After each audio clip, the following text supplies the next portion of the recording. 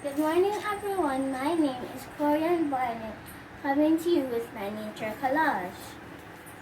Today I have a nature collage and I used a lot of things from outside. So the first thing I used was twigs known as sticks for my borders. Then I used this pretty red flower. And this is a tuna plant. It has a lot of spikes that can juke you. And this is an aloe vera plant. You can use the aloe vera plant for steaming your hair and drinking.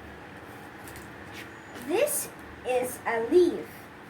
The texture of it is rough, and this is what it looks like when it's dry. This is a dried palm tree leaf. This is a chica seed. These are twigs. These are papaya seeds. These are stones known as pebbles. These are gungo peas that you can use in your rice. This is a flower. And that is all from me today. Bye.